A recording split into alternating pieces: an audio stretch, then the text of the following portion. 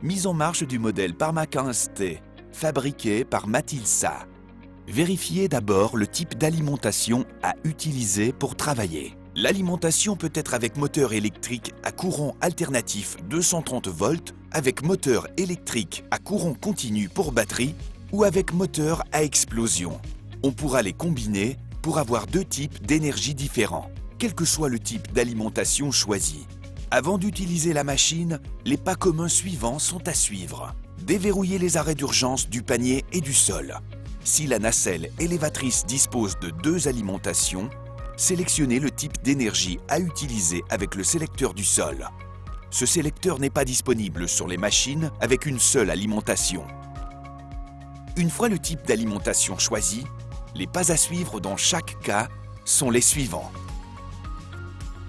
Pour l'alimentation avec courant alternatif 230 volts, connectez le réseau monophasé 230 à la prise située sur le châssis de la machine.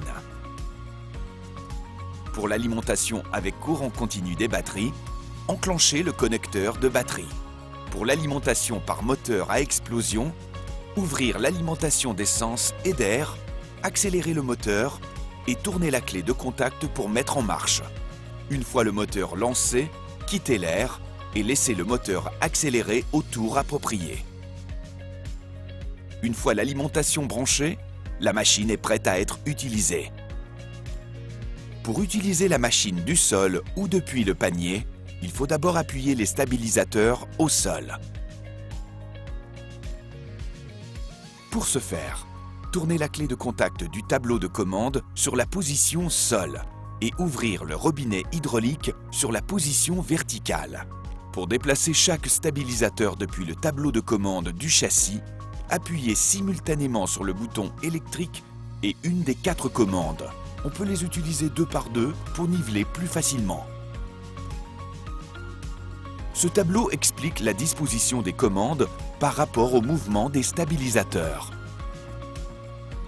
Le niveau visuel devra être compris entre 0 et 2,5 degrés pour élever en toute sécurité. Une fois la machine stabilisée, on peut utiliser les bras, du sol ou depuis le panier. Avant de procéder au levage, il faut déverrouiller les bras.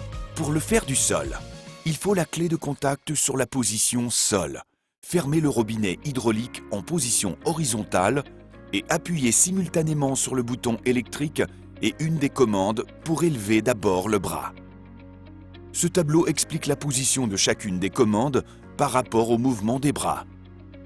Pour le faire depuis le panier, il faut fermer le robinet hydraulique en position horizontale et mettre le sélecteur clé sur la position panier. Pour utiliser les bras depuis le panier, il faut utiliser simultanément la pédale et n'importe quelle des commandes de levage avant celle de la rotation de la tourelle. Ce tableau explique la position de chacune des commandes par rapport au mouvement des bras. Descente d'urgence.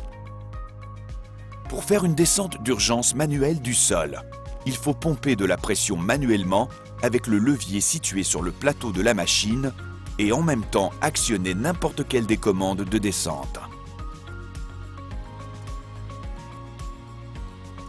Si en travaillant depuis le panier, un des stabilisateurs perd de la pression, les bras s'immobilisent.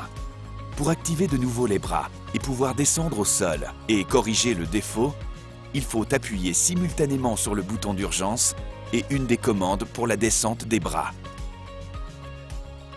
Si la nacelle élévatrice est équipée d'un système automoteur, le processus d'utilisation est le suivant.